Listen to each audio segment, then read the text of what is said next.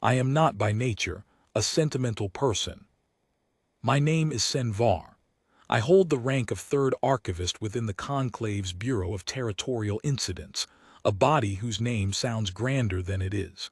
We are, in practice, a filing office. Events occur on the frontier, a skirmish over transit rights, an unauthorized settlement, a sovereignty reclamation unit obstructed in the execution of its mandate. And our task is to receive the reports, verify the witness accounts, cross-reference them against the relevant statutes, and produce a document so thorough and so dry that no adjudicating body will ever need to call anyone to testify in person. That is the work. It suits me. I am thorough. I am dry. I have never, in 11 years of service, allowed a case to affect me personally. I am telling you this so you understand what I am about to describe is not the product of an easily moved temperament. I am not given to wonder. I find the concept of awe mildly embarrassing in professional contexts. I have spent a career reducing remarkable events to their component facts and their applicable statutes, and I am good at it, and I do not apologize for it. An archivist who cries over her files is not an archivist who can be trusted to close them properly. And yet, the incident file arrived on my desk on the 14th day of the 7th transit month, approximately 4 weeks after the events it described had concluded. It had been flagged and reflagged by 2 junior processors who couldn't make the accounts reconcile, and who had spent the better part of 3 days writing increasingly anxious margin notes before giving up and doing what junior processors always do, escalating to someone else. The file landed on my desk with a cover sheet that read, in the handwriting of a junior processor who clearly wanted to be somewhere else, "Please advise, accounts inconsistent." The cover note from the duty clerk read, "Unauthorized obstruction of Sovereignty Reclamation Unit 7 Keth at Verath's Landing Transit Hub, Dock 7. 7 witness depositions attached. No perpetrator identified. No charge filed. Unit 7 Keth withdrew voluntarily, citing insufficient grounds.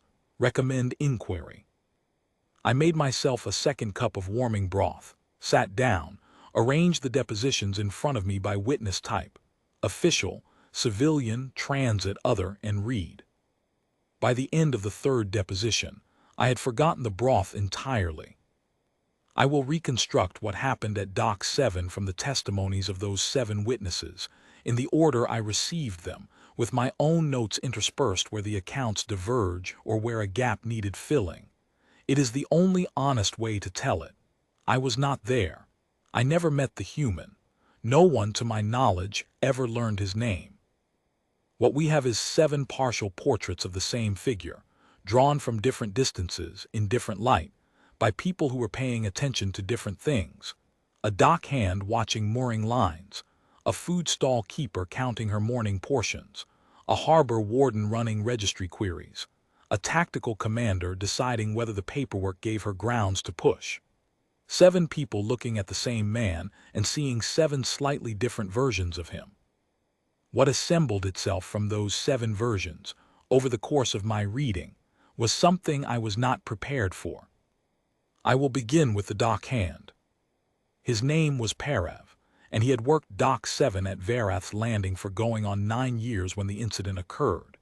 He was not a man given to long sentences.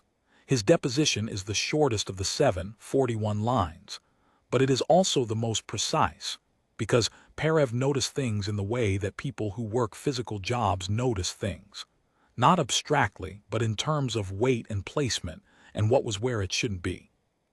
When you spend 9 years checking mooring lines and reading the harbor's tides and paying attention to which crates have shifted overnight and which haven't, you develop a particular kind of attention. It does not get excited. It simply registers. He told the junior processor, who took his statement, that he first saw the human on a morning in the 3rd week of the 6th transit month. He had arrived at the dock at what he estimated was 2 hours before the first light of Verath's primary sun, to check the mooring lines on a freight barge that had come in on the late tide, and whose pilot he did not entirely trust. The dock was empty at that hour, he said, except for the usual scatter of crates and the smell of salt water coming in off the harbor. Verath's Landing is a port city, a gray, working, unromantic port city at the junction of three transit routes, the kind of place where things pass through but rarely stay. The Conclave had put a transit hub there 20 years ago because the geometry of the routes demanded it, not because the place had any particular charm. People came through. People went. The harbor took no notice. The docks smelled of brine and machine oil, and the faint chemical undertone that the cargo processors leave behind when they move biological freight. It was not, Perev said, a beautiful smell, but it was familiar and he did not mind it. He found the human sitting with his back against a crate on the landward side of Dock 7, facing the water. The human was large, Perev estimated mid-40s, broad through the shoulders, the kind of build that comes from work rather than intention. He wore a spacefarer's utility jacket, dark, well-worn at the elbows and the cuffs in the way of clothing that has been washed many times in indifferent facilities. His hair was gray-black and cut close. He had the look, Perev said, of someone who had been a great many places and arrived here without particular fanfare. Not remarkable, not threatening, just present. What Perev noticed, before he noticed anything else, was the child. She was sitting between the human's knees, facing the water the same direction he was. She was small, Perev said, very small, smaller than a Sareth child of that apparent age had any right to be, which suggested she hadn't been eating well for some time. She had the copper-bronze skin of the coastal Sareth bloodlines, and the small amber horn nubs at her temples that mark the younger ones before the full growth comes in. Her eyes, when she turned to look at Perev, were green-gold large, which is standard for Sareth children, but also very still, not frightened, not the stillness of a child bracing for something, just watchful in the way that things which have learned to read their environment become watchful. She had the attention of a small animal that has survived past the point where luck is the only explanation. She was wearing a travel wrap that was too large for her, pulled tight across her shoulders. The human had one hand resting very lightly on her back, not holding her, not restraining her, just present in the space behind her. Perev said it looked like the way you'd rest a hand on a sleeping animal you didn't want to startle awake, protective without being possessive, there if needed. The child was not asleep. She was watching the harbor lights reflect on the water. Perev said hello. The human looked up at him, made a short nod of acknowledgement, and said nothing. The child did not look away from the water. Perev checked his mooring lines, found them satisfactory, and went home. He did not report the human or the child to the dock authority because they were not doing anything that required reporting. They were sitting. It was, he said, a public dock. He had seen stranger things on Dock 7 at that hour than a man and a child watching the water. He saw them again the next morning. Same crate, same configuration more or less, except that the child was no longer between the human's knees but sitting beside him, still close, but with a small amount of space that had not been there the morning before. The human was eating something from a paper parcel, one of the standard portions from the food stalls that lined the harbor road, and had placed a second, smaller parcel beside the child. The child was eating from it with the focused attention that very hungry small things bring to food, not looking up, not speaking, just eating steadily, working through what was there with the efficiency of someone who has learned not to count on there being more. The human was not watching her eat. He was watching the water. Perev said this detail had stayed with him, and when the processor asked why, Perev said, because he wasn't watching to see if she'd be sick or if she'd stop or if she needed more. He'd already handled all that. He was just giving her the meal. I have thought about that detail more than I can adequately explain. It is one of the smaller pieces in this file, and it is one of the ones that stays. Perev saw them on 6 mornings across an 11-day span. Each morning they were in the same place. Each morning the child appeared to be eating something. The food improved as the days went on. He noted the first few mornings it was plain, the last few it was something warm, something that smelled, he said, like the sweet pressed juice that the harbor district stalls made from the orchard fruit. By the 5th morning, the child was sitting beside the human rather than between his knees, with perhaps 2 handspans of space between them. By the 6th, she had her arm pressed against his arm in the way that small things press against warmth when they have decided the warmth is reliable. Not leaning, not demanding anything, just in contact. On the 7th morning, they were not there. Perev said he noticed their absence the way you notice when a piece of furniture has been moved in a room you walk through every day. Not immediately, not with conscious attention, but with a mild, persistent wrongness that takes a moment to identify. He stood at his mooring lines for a while, looking at the empty crate. Then he went about his work. He did not learn what had happened until much later. The second deposition came from a woman named Ilith who ran a food stall at the landward entrance to the Dock 7 district, where the transit workers and the freight crews collected their morning rations before the early shift. She had run the stall for 7 years. She knew faces. She knew what people ate when they were spending their own money and what they ate when they were spending someone else's. And she knew the difference between hunger and preference, and between a person who had not eaten and a person who had not eaten regularly. And she knew what it looked like when someone was doing arithmetic in their head at the point of purchase. That fractional pause between looking at the prices and deciding what to ask for, where you could see the calculation happening in real time. She first saw the human on the same morning Perev described. He arrived at her stall shortly before the early shift crowd, which meant he was there when she was still laying out the hot trays and the morning breads and the covered pots of grain porridge. He was the third customer of the day. He looked at what she had, asked the prices of 3 things: the grain porridge, the flatbread, and the morning pastry that was the most expensive item, and then stood quietly for a moment in the way that Ilith recognized as a person deciding how far to stretch what they had. She had seen that pause 10,000 times in 7 years. She did not rush him. Rushing a person through that pause was how you embarrassed them, and embarrassing your customers was how you lost them. He bought 2 portions of the grain porridge, the cheaper of the 2 morning dishes she offered, and a double portion of the flatbread. He paid in conclave transit credits, good ones, currently registered. He thanked her in standard trade tongue, which she said was unaccented and unhurried, and he left. He came back the next morning. Same order approximately. Ilith had, by her own admission, been watching for him because she was curious about the child. She had heard about the man on the dock from Perev's wife, who came to the stall every morning and who had heard it from Perev at breakfast. This was how information moved at Verath's landing. Not quickly and not comprehensively, but it moved.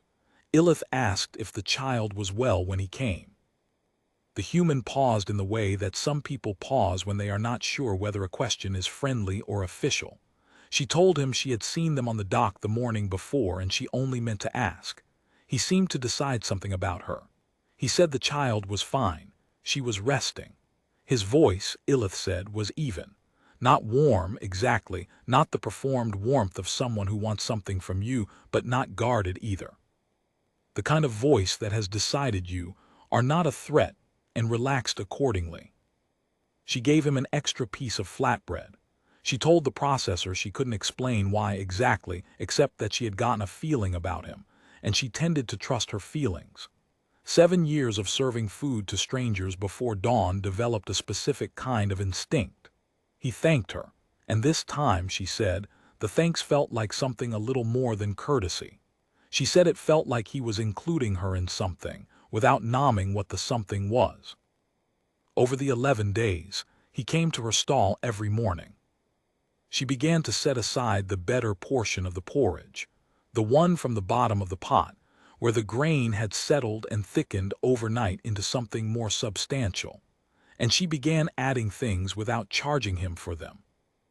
A small fold of dried fruit, a portion of the nut paste that Sareth children preferred for their teeth, and which Ilith stocked because a quarter of her regular customers were Sareth dock workers, a cup of the sweet pressed juice that Ilith's grandmother had made from the harbor orchards, and that Ilith still made herself every 3 days from a standing order of fruit. She had been making it for 7 years. It was not on the menu because it was not a commercial product. She made it because her grandmother had made it. and because some things were worth doing for no reason except continuity. The human accepted these additions without making a performance of gratitude and without asking questions about why they were being offered. He did not say, "You don't have to do this." He did not say, "I can pay for that."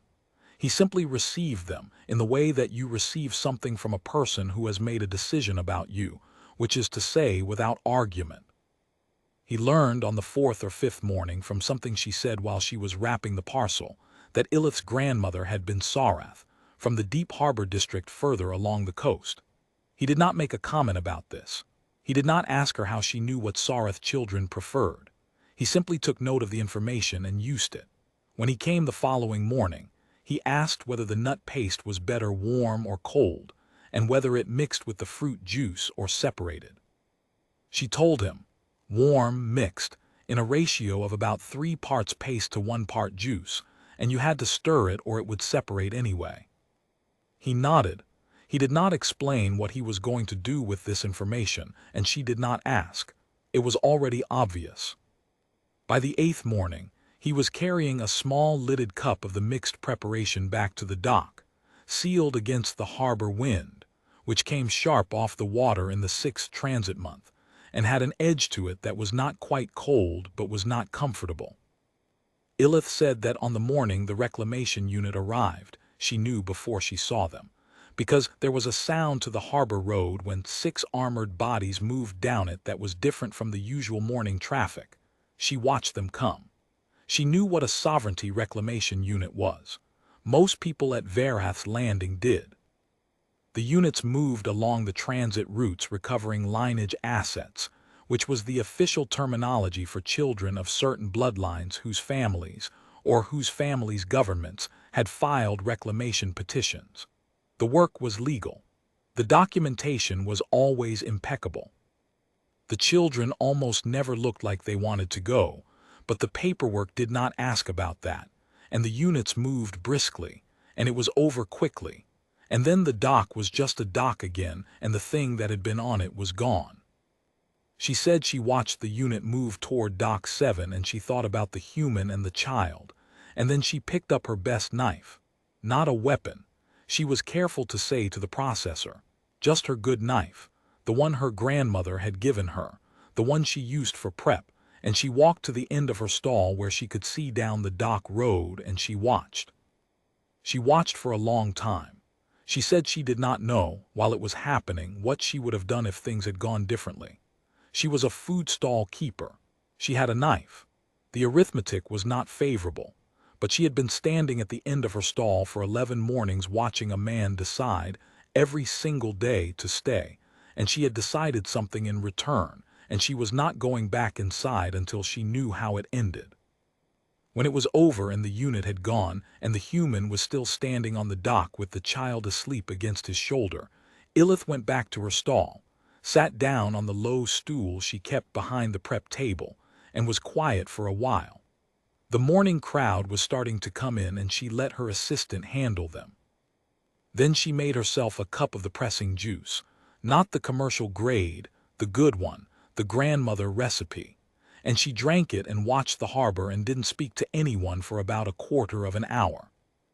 I have noted in the file that Ilith, in her deposition, used the word proud.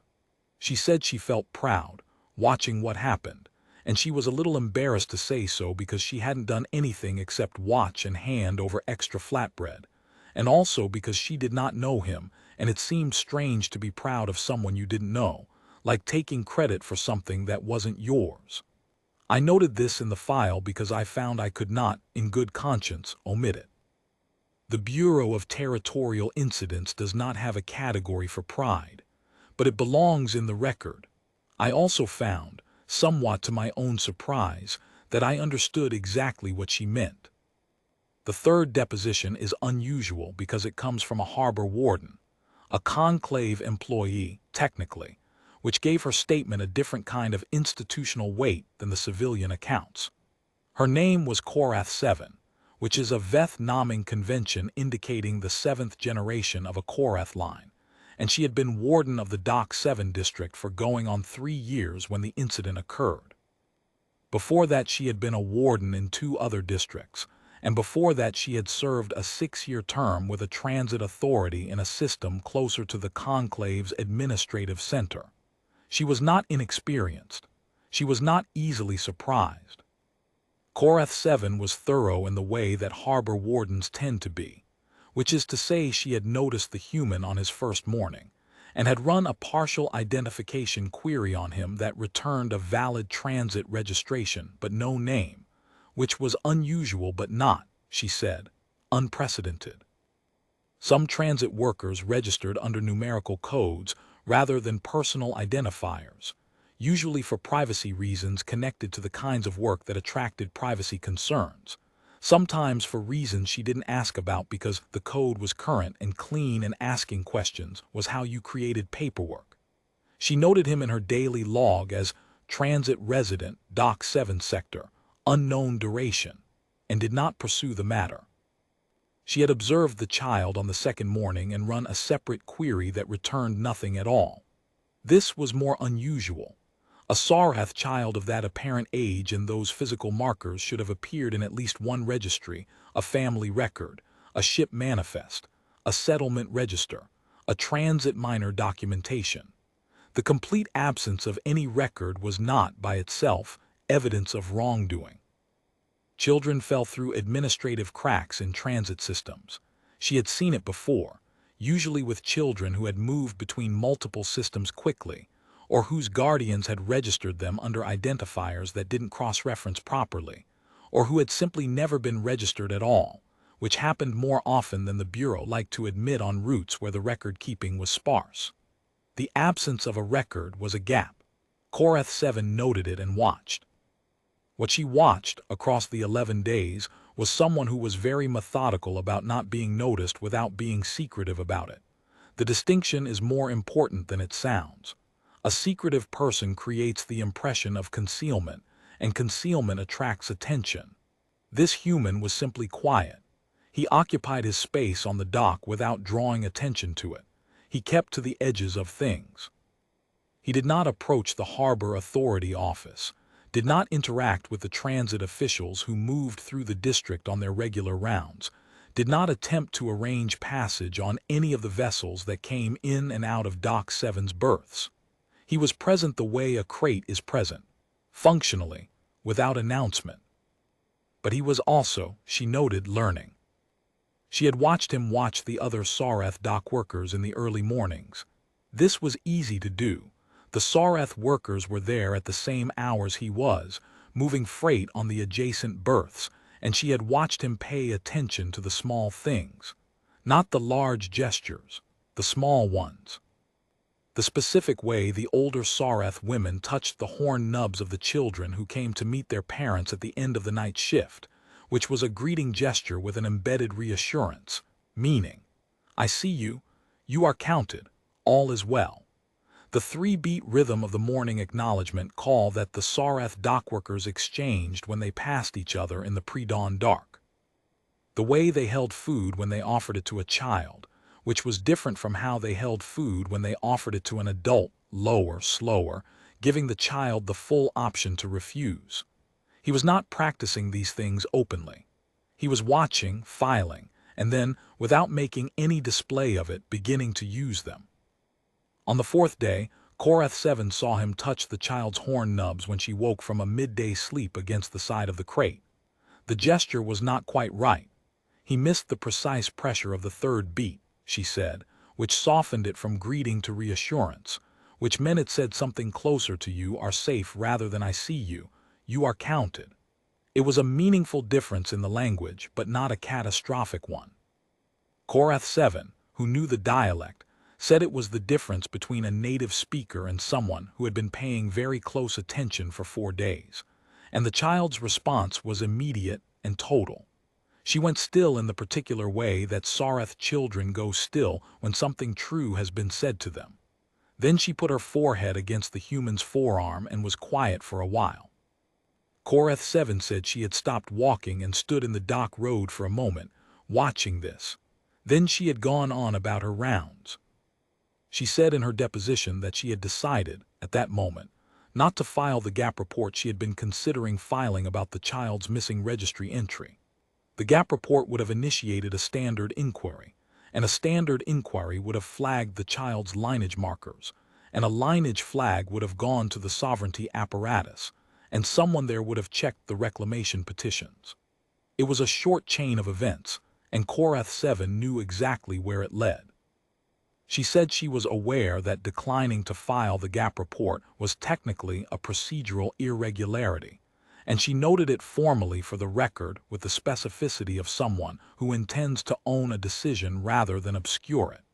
She said she would make the same decision again. There is a note in my copy of the file, in the handwriting of one of the junior processors, flagging this admission for potential disciplinary review.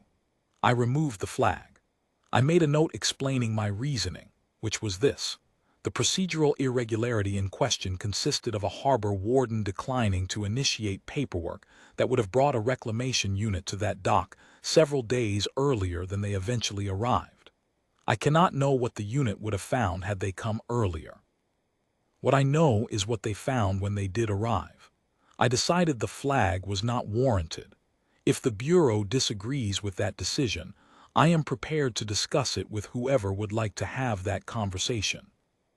The fourth and fifth depositions were taken from two freight loaders who worked the adjacent dock, Dock 8, and who had watched the events of the unit's arrival from a distance of approximately 40 meters. They had been working the early morning unload of a biological freight barge and had a clear sightline down Dock 7, and when the reclamation unit appeared they had, by their own account, put down what they were doing and watched. Their accounts are consistent with each other and with what the other witnesses described, but they add two details I want to preserve. The first loader, a man named Barrow who had been doing the work since before Verath's landing had a transit hub, said the human had, at some point in the days before the unit arrived, acquired a lantern. Not a powered one, an old oxidized brass dock lantern of the kind that had been used on the harbor front for several generations before the installation of the electric dock lighting. These lanterns were not uncommon at Verath's landing. The older dockworkers kept them as backups and as habit, and as something to do with their hands on long shifts, and you could buy them from any of the second-hand equipment sellers along the harbor road for the price of a meal. Barrow did not know when or where the human had obtained this one. He had simply noticed it one morning, perhaps the fifth or sixth day, sitting beside the crate where the two of them rested. A brass lantern, lit, set on the dock in the full morning brightness. Not because there was any darkness to push back. Verath's primary sun cleared the harbor ridge by mid-morning and the dock was bright and well lit, and there was no practical reason for a lantern. But there it was, lit, set beside the child. Barrow said he'd thought about it for a few days before he understood what it was. He said he'd been on the dock since he was young and he knew what dock lanterns meant, culturally speaking, which was that you kept one burning when you were out on the water so the people on shore could find the entrance to the harbor when they came back in. You kept it burning when you were waiting. A lit lantern meant, I am here, the way is open, come back when you're ready. His interpretation, offered without prompting, was that the human had lit it as a signal, not to anyone specific, not a message that could be read from outside, just a signal between two people in one place, a signal that said, something here is fed and sheltered and watched over, and I will keep the light on, and you can trust that when you wake up it will still be here. Barrow said he wasn't sure why he thought that. He had just looked at the lantern and known what it meant. The second loader, a younger woman named Kess who had come to Verath's landing on a work transit 3 years prior, and had stayed because the harbor was beautiful in the mornings, and the pay was fair, and she had not found a reason to leave, said she had seen the child pick up the lantern on the morning of the unit's arrival, before the unit had come into sight around the harbor road bend. She said the child had picked it up and held it against her chest the way small things hold objects that mean something, not like a toy, not like a tool, but like evidence of something. The human had not taken it from her or asked her to put it down. He had let her carry it into the equipment shelter when Korath 7 had opened the door and gestured for them to go inside. Kes had watched until the shelter door closed, and then she had gone back to the barge unload, because the barge was not going to unload itself, and the manifest was already behind schedule. But she remembered the lantern. She mentioned it 3 times in her deposition, unprompted, at different points in the account. The junior processor who took her statement noted this in the margin. Subject returns to detail of the lantern repeatedly. I have noted in my copy. This is a person who understands what the lantern meant and is trying to make sure it ends up in the record. It is in the record. The 6th deposition is the longest and the most difficult to read, and I read it 3 times before I was ready to take notes on it. It came from a woman named Avrit Selen, who served at the time of the incident as the tactical commander of Sovereignty Reclamation Unit 7 Keth. She had 17 years of service in the sovereignty apparatus. She filed the deposition voluntarily, without being asked, and sent it to the Bureau with a cover note that said only, "For the record." Avrit Selen had conducted more than 200 reclamations across 14 transit systems. She wrote in her deposition that she had never, in those 17 years, withdrawn a unit from a reclamation site before securing the designated asset. Not once. She wrote this not as a boast, but as context. She wanted whoever read the file to understand the weight of what it meant when she described what happened at Dock 7, that she had done something she had never done. The unit had arrived with proper documentation. The child's lineage markers matched a pending reclamation petition from a collateral house of the Soreth sovereignty, not the primary house, a collateral one, which meant the claim was legitimate under the relevant treaties, but not urgent in the sense of being time-constrained. She was honest about this in her deposition. The collateral house had filed the petition 18 months prior, and had not, in the intervening period, made any inquiry about its status, which was the kind of detail that told Avrit Selen something about the nature of the interest. Houses that genuinely wanted a child back asked about the petition. Houses that wanted a lineage asset secured wanted it on paper, wanted it in a database, wanted the administrative fact of possession, filed the petition and waited. Avrit Selen had seen both kinds. She knew which kind this was. But the paperwork was valid. The unit had authority to collect.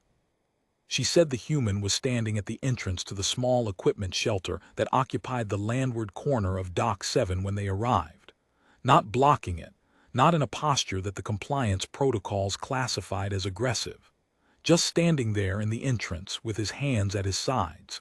He was, she noted, a large man, not in the performative way that some people deploy their size, making themselves bigger when they want to intimidate. Just large, the way a door frame is large, present, and taking up the space that was available to it. The child was not visible. She was inside the shelter. Avrit Selen presented the reclamation warrant. The human took it, read it with the unhurried attention of someone who had read legal documents before and knew what they were looking for, and handed it back. He did not look like a man who had been surprised by the arrival of a reclamation unit. He looked, Avrit Selen said, like a man who had been expecting one. He asked her, in standard trade tongue, to wait a moment. She said yes. She could not explain in her deposition why she had said yes. It was not her practice. She had been presented with requests to wait many times across 17 years of service, and she had declined each of them, because the request was nearly always a tactic, a bid for time to move the child, to generate a scene, to activate a contact, to do any one of a dozen things that people in desperate situations did when they were trying to buy minutes. She knew the feeling of a tactic. She knew the texture of it. She said the human asking her to wait did not feel like a tactic. It felt like a person informing you of what was about to happen. She said yes because no felt wrong in a way she couldn't articulate at the time and could only partially articulate now. He went inside the shelter and came back with a document case. The case was battered and clearly not new, but the documents inside it were. She went through them with the precision that her rank required and the growing attention of someone who is finding something they did not expect. What they contained was a petition for provisional transit guardianship of one unnamed Sareth minor, filed 11 days prior by an individual under a transit code, countersigned by Koreth 7 of the Dock 7 Harbor Authority, and stamped by the Bureau of Tributary Relations at the Verath's Landing Regional Office on the morning of the second day after the human and the child had first appeared at the dock. Not hours old, 11 days old, he had filed paperwork on the second morning. Avrit had sat with this detail in her deposition, and I sat with it in turn. On the second morning, he had gone to the Bureau of Tributary Relations office, filed a guardianship petition, and obtained a counter-signature from a harbor warden who had made a quiet decision of her own. On the second morning, which meant that on the first morning, the morning Perev had found them watching the harbor lights in the dark before dawn, he had already decided he was staying until the thing was done. Before he knew how long it would take, before he knew whether the child would let him clothes enough to use, before he knew whether anyone was coming for her or what they would look like when they came. Avrit walked through the legal calculus in her deposition with admirable precision. The provisional guardianship petition was a weak instrument. She could override it. She had the authority, and the grounds were technically present, and it would have taken 4 to 6 hours to execute the escalation properly, which would have created a discoverable paper record, which would have become the basis for a counterpetition, and the whole thing would have stretched into a multi-day administrative proceeding with an uncertain outcome. She had done this kind of escalation before. She knew how it worked. She looked at the human standing in the entrance to the shelter. She asked herself a question she had not asked herself in 17 years of this work. The question was, what am I actually trying to accomplish here?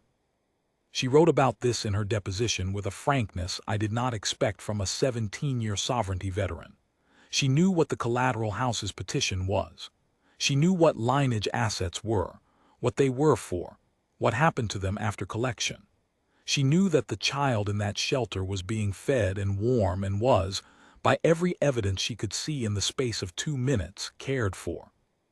She knew that the man standing in the doorway had spent 11 days acquiring a document case, and a counter-signature, and a brass lantern, and a preparation of Sareth nut paste mixed with fruit juice in the right ratio, and that he had done this without any authority compelling him to do it, and without any apparent expectation that it would be noticed or recognized. She withdrew the unit. She filed the standard non-recovery report.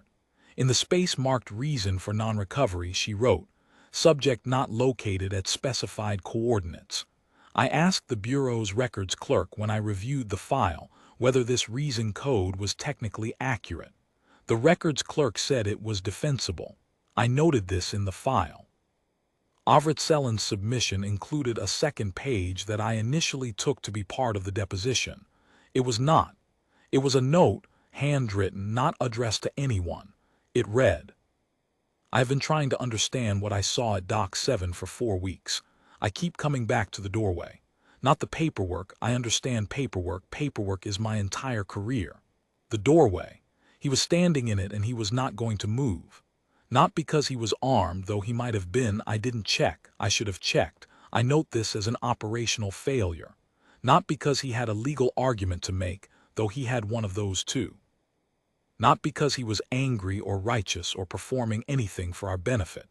He was standing in a doorway because there was a child behind him, and that was simply what you did. I have spent 17 years in this work. I have never once been made to feel that what I do might be wrong, specifically wrong, in the way that something is wrong when a large and otherwise gentle animal stands in a doorway and will not move. I am filing this note because I think it should exist somewhere. I am not sure what else to say about it. I read that page 4 times. I have included it in the file in its entirety. I believe it belongs there. I also believe, having processed 11 years of incident files, that Avrit understands something about what happened at Dock 7 that she will be working out for the rest of her career, and that this is not a comfortable thing to be working out, and that she filed the note with me because she needed it to be somewhere that was not only inside her own head. I accepted the responsibility of being that somewhere. The seventh and final deposition was taken from a Sarath harbor worker named Marin who had worked the freight operations at Verath's landing for 6 years, and who had, on the morning of the unit's arrival, stopped working and watched from the adjacent freight crane platform. She was, of the 7 witnesses, the only one who spoke Sarath Cant fluently. Her family was from the Deep Harbor district, 3 generations in, the old coastal bloodlines, the kind of family whose names went back to before the transit routes came through. She was therefore the only witness who could report on the part of the incident that the others had watched but not understood, what the child said. After the unit withdrew, she said, the child came out of the equipment shelter. She was carrying the brass lantern. She crossed the dock to the human, who was still standing at the entrance to the shelter, and she stood in front of him for a moment in the way that small things stand in front of large things when they are working out something that matters to them, not demanding, not performing, just finding the right distance for what needed to happen. Then she said something. Marin said the phrase the child used was not standard Sarath Cant. It was old coastal dialect, the kind spoken by the Deep Harbor families who had been at Verath's landing since before the conclave routes came through, the kind of language that existed in the spaces between the official registers, passed down in kitchens, and on docks in the early mornings before the world got going. Marin's own grandmother had spoken it. The phrase, translated as literally as the structure allowed, meant something like, the one who keeps the light on when the boat is out. It was not, Marin said, a common phrase. It was what you said for someone who waited for you, not who came looking, not who brought rescue, who waited specifically, who held a light in the window so you could find your way back when you were ready, who understood that the act of waiting, the sustained, patient, daily act of remaining present, was itself the thing, not a preparation for the thing itself. Marin said she didn't know how the child knew that phrase. Children from the old coastal bloodlines learned it from their grandmothers, usually, in the years before the horn nubs came in properly. This child had the right bloodline markings, the copper-bronze skin, the amber horn nubs, but she was too young and too long away from wherever she had started to have had the usual instruction.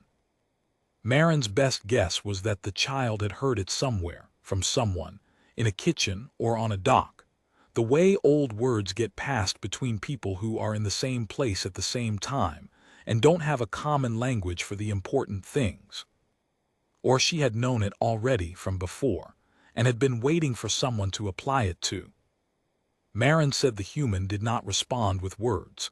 He put his hand on the child's head, very gently, in the way Perev had described him touching her back in those first mornings, present, not holding, just marking the contact. And then he said something in trade tongue, and Marin was 40 meters away on a crane platform in the morning wind, and she only caught part of it, but what she caught was, "You're going to be all right." Not "I'll keep you safe," not "nothing will happen to you," not "I promise," just, "You're going to be all right." A statement of fact about the future, delivered in the calm voice of a person who had done the work to make it true. Marin said she had stood on the crane platform for a while after that, not moving. The junior processor who took her statement noted in the margin that she had paused before answering the next question, and that her expression had been, in his assessment, difficult to interpret. I know what it was. I have a name for it, though the Bureau does not have a category for it. It was the expression of a person who has just watched something that they expected to understand and found they didn't quite, and who is revising their estimate of what is possible, and who is doing this revision in real time without warning. I would have had the same expression. I had something close to it, at my desk, reading the file in the quiet of the Bureau office 4 weeks after the event. This is where the original file ends. What follows is my addendum, because a file should be complete, and the original file was not. I spent 3 weeks after reading the depositions trying to locate the human. I worked through the transit registry, the Bureau of Tributary Relations records, the Dock 7 authority logs, the harbor authorities' own crossing records from the 6th and 7th transit months. I found the transit code Korath 7 had noted, valid, current, clean registration, active for approximately 14 days around the incident period, and then simply not renewed. It had been filed under a numerical identifier that resolved, when I ran it as far as I could, to a privacy compact with a colonial administration in a system I will not name here. The compact prevented disclosure of personal records. It was legally sound. There was nothing to do with it. The Cross-System Transit Bureau told me, 3 days after my query, that the individual in question had made no subsequent transit filings through the conclave network after the expiry of the Verath's landing registration. He had arrived, been briefly visible in the records as a transit code and a set of document filings, and then left without renewing anything. He was not in the system. He was not findable. He had come to Dock 7 with a document case and a knowledge of how to buy 2 portions of morning porridge and make them last. And when the thing was done, he had left no more trace on the administrative record than wind leaves on water. I closed the file, marked it, no charge, no further action recommended, incident resolved. Then I sat with it. I am third archivist in the Bureau of Territorial Incidents. I process files. I produce the dry, complete, unassailable documentation that allows the conclave's adjudicating bodies to make decisions without ever needing to speak to a human being in person. I am good at this. It is honest work and I take it seriously. I have never, in 11 years, written about a file outside of the formal language of the Bureau. I am doing it now because the file is closed and the record exists, and what I want to say is not in the record, and I think it should exist somewhere. The way Avrit Selen thought her note should exist somewhere. What I learned from 7 people's accounts of one man, across 11 days on a dock, in a working harbor city is this. He had not arrived with a plan. I am certain of that. Whatever had put him at Verath's landing, whatever transit route he had come off of, whatever he had been doing before that morning, whatever road or sequence of roads had deposited him at that crate before dawn with his utility jacket and his battered document case, he had not intended to be there with a Sorath child. He had found her the way you find things when you are in the right place at the right moment, which is to say by accident and proximity, and by whatever it is in a person that makes them look at something small and alone and feel the specific weight of it as a fact that requires a response. He had not gone looking for a problem. He had sat down to watch the water and found one sitting in the dark, and he had made a quiet decision that most people in that moment do not make. Not because they are bad, because it is easier, and because easier is not unreasonable, and because the consequences of making the other decision, the document case, the arithmetic on the morning porridge credits, the 11 days, the doorway, are considerable, and not everyone has those things to spend. He had those things. He spent them. Every morning for 11 days he could have put his transit credits toward a passage out of Verath's landing and been gone before the harbor lights came on, and he did not. He learned a greeting gesture from a language he didn't speak, and used it wrong in a way that said something true anyway, and the child put her forehead against his arm. He bought the cheaper porridge every morning and added to it, carefully and without announcement, until it was good enough. He filed 11-day-old paperwork. He acquired an old brass lantern and lit it in the full morning brightness where no lantern was needed, and set it beside the child, and she picked it up when the gray-coated officers came, and she held it to her chest. He stood in a doorway. That is all. There is no dramatic confrontation in this file. There is no extraordinary feat. There is no moment where the human displayed an ability that distinguished him from his kind in some remarkable way. What distinguishes him from his kind is that he stayed, which is not an ability. It is a decision, made and remade every morning across 11 days, and that he stood in a doorway, which is not a feat. It is simply the act of being where you said you would be.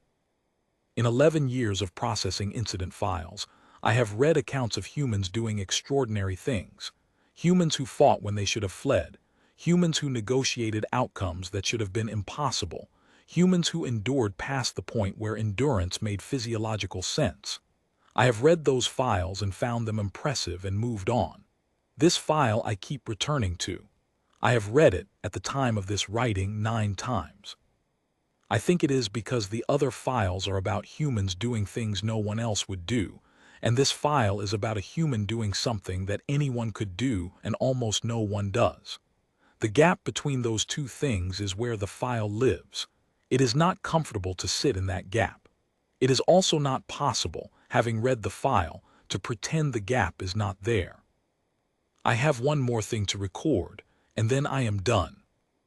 15 years after the incident at Dock 7, I received a message from Korath 7, who had by then retired from the Harbor Authority and was living in the eastern district of Veraths, landing near the old press orchards. She said she thought I would want to know. She had tracked down my name through the Bureau's public directory, which required some persistence given that archivists are not generally public figures, and which I mention because it suggests she had decided the matter was worth the effort. She told me that a Sareth woman had arrived at Verath's landing by standard passenger transit 3 days prior.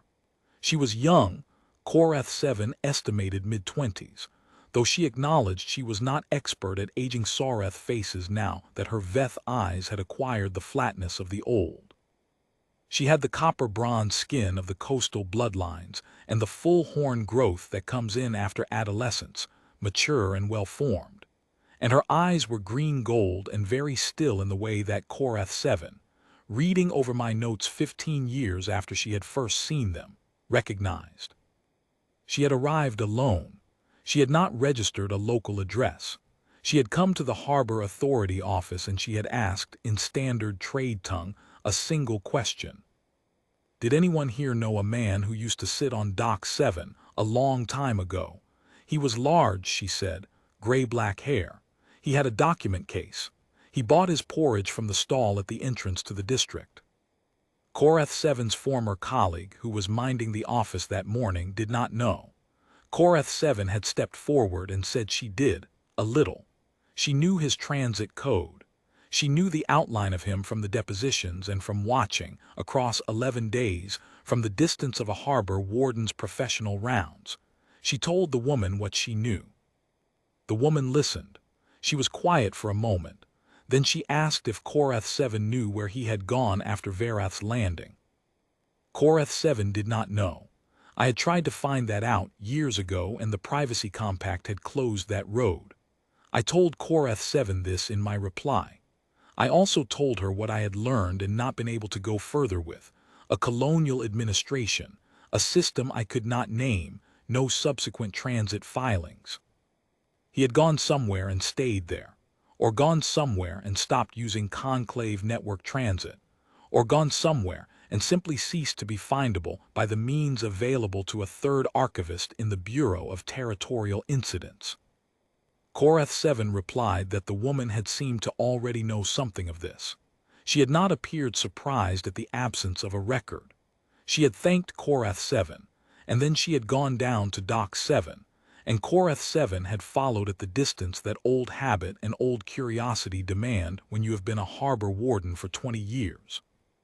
The woman had walked to the landward corner of the dock, near the equipment shelter, and she had stood there for a while looking at the harbor. The morning sun was on the water. The freight barges were coming in on the tide, the way they had been coming in for as long as Verath's landing had been a port city, and the smell was salt water and machine oil, and the faint undertone that the cargo processors leave behind. She reached into her bag and took out a brass lantern. Small, oxidized, old in the particular way of something that has been kept and handled rather than left to age on a shelf. The brass worn bright at the handle and the latch, dark in the decorative recesses, with the particular color that only comes from years of being picked up and set down by warm hands. She set it on the dock beside the crate that was there, which was not the same crate that had been there 15 years ago but occupied the same place and was, in the way of dock crates, more or less what a crate is. She set it down. She stood with it for a while, looking at the harbor, And then she said something, quietly, that Korath 7 was too far away to catch entirely. She caught one phrase, the old coastal phrase that Marin had reported in her deposition 15 years before. She set the lantern down. Then she left. She went back up the dock road, past the food stall where a different keeper now stood than Ilith had stood 26 years ago when Ilith's grandmother was still living, and she went on, and Korath 7 did not follow further. Korath 7 wrote to me, I think it was the same lantern. I have no way to prove it, but I think it was the same one. I believe her. I have no evidence and I believe her. The file is closed. The incident is resolved. No charge was ever filed, no perpetrator ever identified, no name recovered from any registry or compact or cross-system query. A human came to Dock 7 at the junction of 3 transit routes in a gray, working, unromantic port city, and stayed 11 days, and stood in a doorway, and left nothing behind except the shape of what he had done. And 15 years later, a young woman walked back to that dock in the morning light and stood at a crate and spoke an old word for wading to the harbor water. That is what the Dock 7 human taught me about my own species. He taught me that what a person can do, if they are willing to sit still long enough and pay close enough attention, and spend what they have carefully and stand in a doorway when the moment arrives, is not made smaller by the fact that no one wrote down their name. It happened. The lantern exists. The woman came back. I have been an archivist for 11 years, and this is the only file I have ever wanted to be in. That is enough, more than enough. I am closing this addendum now. The file is complete.